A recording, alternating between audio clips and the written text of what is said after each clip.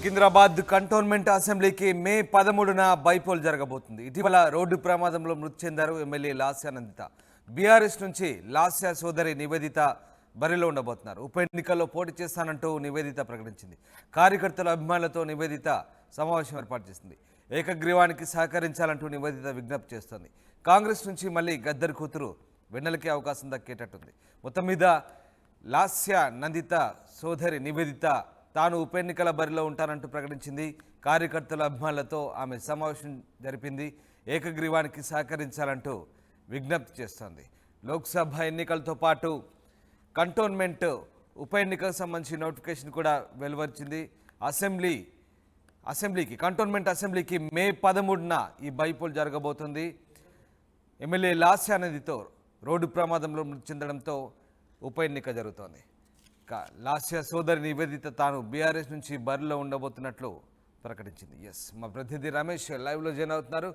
Ramesh, cantonment ఉప ఎన్నిక మే 13న ఉండబోతుంది. దీనికి సంబంధించి ఎట్లాంటి సన్నాహకాలు చేస్తుంది ఈసీ? అలాగే ఇటు లాస్య సోదరి నివేదిత కూడా బీఆర్ఎస్ నుంచి పోటీలో ఉంటున్నట్లుగా ప్రకటించింది. సో ఎట్లాంటి పోటీ ఉండే అవకాశం ఉంది సార్? మళ్ళీ రైట్, నిన్న వెలువడినటువంటి షెడ్యూల్తో తెలంగాణలో పార్లమెంట్ ఎన్నికలతో పాటు ఉప ఎన్నిక, కంటోన్మెంట్ ఉప ఎన్నిక కూడా మే 13నే ఆ రోజు ఆ పోలింగ్ జరిగే అవకాశం అయితే ఉన్నట్లు నిన్ననే ప్రకటించడం జరిగింది. అయితే మనకు అందరికీ తెలిసినటువంటి విషయమే, కంటోన్మెంట్ ఎమ్మెల్యేగా ఉన్నటువంటి లాస్య నందిత రోడ్డు ప్రమాదంలో మృతి చెందింది. అయితే ఇప్పుడు ఆ కుటుంబం నుంచి ఆమె సోదరి లాస్య నివేదిత పోటీ చేస్తానని నిన్ననే ఆ దగ్గరి కుటుంబ సభ్యుల మధ్య, అనుచరుల మధ్య కూడా ప్రకటించడం జరిగింది. అంతా కూడా మద్దతు తెలపాలి, ఏకగ్రీవంగా జరిగేలా చూడాలని కూడా కోరడం జరిగింది. అయితే ఇంకా ఇలాంటి నిర్ణయం తీసుకోలేదు, ఎందుకంటే మిగతా అన్ని పార్టీలను కూడా కలిసే అవకాశం కనపడుతుంది. లాస్య ఆ కుటుంబ సభ్యులు మిగతా కాంగ్రెస్ కానీ బీజేపీ పార్టీలను కూడా కలిసే అవకాశం కనపడుతుంది. ఏకగ్రీవంగా ఆమోదం తెలపాలని కూడా కోరే అవకాశం కనపడుతుంది. ఇప్పటికీ బీఆర్ఎస్ పార్టీ మాత్రం ఈ విషయంలో ఎలాంటి నిర్ణయం తీసుకోనప్పటికీ కూడా నిన్న ఆ లాస్య నందిత సోదరి నివేదిత తాను పోటీ చేస్తానని కూడా ప్రకటించడం జరిగింది. ఖచ్చితంగా బీఆర్ఎస్ కూడా ఆమె సోదరి ఆ నివేదితనే ప్రకటించే అవకాశం కనపడుతుంది. కానీ ఇక ఏకగ్రీవం అవుతుందా లేదా అనేది చూడాల్సి ఉన్న విషయం. ఎందుకంటే మన కంటోన్మెంట్ లో చూడడం జరిగింది, కంటోన్మెంట్ లో గట్టి పోటే నెలకొంది. ఆ గద్దర్ కూతురు కూడా, ఆ తెలంగాణ గద్దర్ కూతురు కూడా ఆ టికెట్ ఇవ్వాలి, ఉద్యమ కార్డు ఇవ్వాలని కూడా వెన్నెలకు కాంగ్రెస్ పార్టీ టికెట్ ప్రకటించింది. వెన్నెల ఓడిపోయినటువంటి పరిస్థితి. ఇప్పుడు అక్కడ కంటోన్మెంట్ ఎమ్మెల్యే మృతి చెందంతో జరుగుతున్నటువంటి ఉప ఎన్నికల్లో అన్ని పార్టీలు ఏకతాటిపైకి వస్తాయా? లాస్య కుటుంబానికి ఏకగ్రీవంగా ఆమోదం తెలిపే అవకాశం కనపడుతుందా, లేకపోతే ఆ పోటీకి నిలుపుతారా అనేది మాత్రం ఇంకా తెలియాల్సి ఉంది. ఏదేమైనప్పటికీ కూడా ఇప్పుడున్నటువంటి పరిస్థితిలో కూడా మాటల యుద్ధం జరుగుతుంది. ఓవైపు బీఆర్ఎస్, మరోవైపు కాంగ్రెస్, అదేవిధంగా బీజేపీ కూడా ఆ గట్టిగా వచ్చే పార్లమెంట్ ఎన్నికల్లో తెలంగాణ నుంచి అత్యధిక స్థానాలను కైవసం చేసుకోవాలని, తానే ప్రత్యామ్నాయం కాబోతుందన్న ఒక ఈక్వేషన్ తో ఉంటుంది. కాబట్టి ఖచ్చితంగా బీజేపీ కూడా పోటీలో ఉండబోతుంది. ఏదేమైనప్పటికీ కూడా గతంలో చూడడం జరిగింది, ఎవరైతే ఈ విధంగా ప్రమాదాల్లో మృతి చెంది అకస్మాత్తుగా మృతి చెంది ఆ కుటుంబ సభ్యులకే ఆ టికెట్ ఇచ్చింది. చాలా వరకు కూడా ఏకగ్రీవంగా కూడా డిసైడ్ చేసినటువంటి పరిస్థితి ఉండేది. కానీ ఇప్పుడు అలాంటి పరిస్థితి ఉంటుందా?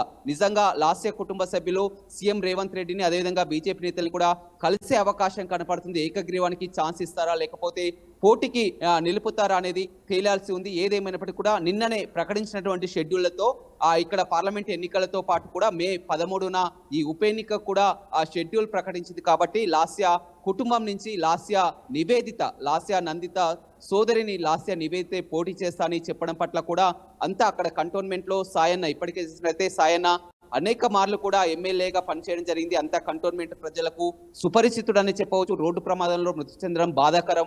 చిన్న వయసులోనే ప్రాణాలు కోల్పోయింది. ఎమ్మెల్యేగా అయినటువంటి ఒక 2 నెలల వయసు పరిధిలోనే, ఒక 2 నెలల కాల పరిధిలోనే ఈ విధంగా రోడ్డు ప్రమాదం మృతి చెందడం, ఆమెకు కూడా రోడ్డు ప్రమాదాలు కూడా చూడడం జరిగింది. వరుసగా 3 ప్రమాదాలు చోటు చేసుకోవడం జరిగింది. అన్ని ప్రమాదాలు తప్పించుకుంటూ చివరికి ఈ విధంగా మృతి చెందడం జరిగింది. ఇప్పుడు జరగబోయే ఉప ఎన్నికకు లాస్య కుటుంబం నుంచే పోటీ చేస్తానని కూడా లాస్య సోదరి ప్రకటించింది. మరి అన్ని పార్టీలు కలిసి వస్తాయా, లేకపోతే ఎవరికి వారు పోటీ పెడతారని చూడుతుంది. ఏదేమైనప్పటికీ కూడా కాంగ్రెస్ పార్టీ నుంచి అయితే ఖచ్చితంగా గద్దర్ కూతురు వెన్నెలనే పోటీలో ఉండబోతుందని చెప్పవచ్చు. ఇక్కడి నుంచి అయితే లాస్య నందిత సోదరి లాస్య నివేదిత పోటీ చేసే అవకాశం అయితే కనపడుతుంది. Right, thanks for the update Ramesh. ఇది మొత్తం మీద మే 13న కంటోన్మెంట్ అసెంబ్లీకి బైపోల్ జరగబోతుంది. ఎమ్మెల్యే లాస్య నందిత మృతితో ఉప ఎన్నిక అనివార్యమైంది. ఇక బీఆర్ఎస్ నుంచి లాస్య సోదరి నివేదిత బరిలో ఉండబోతుంది. ఉప ఎన్నికల్లో పోటీ చేస్తానంటూ ఆమె ప్రకటించింది. కార్యకర్తల అభిమానులతో ఆమె సమావేశం ఏర్పాటు చేసింది. ఏకగ్రీవంకి సహకరించాలంటూ విజ్ఞప్తి చేస్తోంది. కాంగ్రెస్ నుంచి మళ్ళీ గద్దర్ కూతురు వెన్నెలకే ఛాన్స్ దక్కే అవకాశం ఉంది. మరి చూడాలి, ఇది ఏకగ్రీవం కాబోతుందా లేదంటే పోటీ తప్పదా అనే అంశంపై అయితే ప్రస్తుతానికి చర్చ సాగుతుంది. మరోవైపు లాస్యానందిత సోదరి నివేదిత మాత్రం తాను పోటీలో ఉంటానని, ఏకగ్రీవానికి తనకు అందరూ సహకరించాలంటూ విజ్ఞప్తి చేస్తోంది.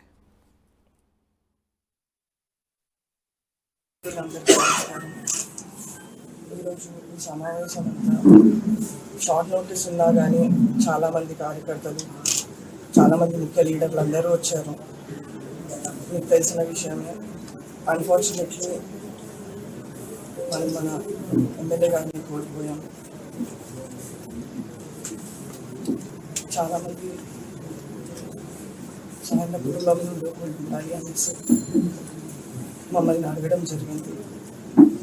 ఈరోజు ఆ మీటింగ్ దాని గురించి వాళ్ళ సజెషన్స్ వాళ్ళు చెప్పింది మనమందరం కలిసి డిస్కస్ చేసి ఒక మాట మీద ఉందామనేసి ఈ మీటింగ్ పెట్టడం జరిగింది.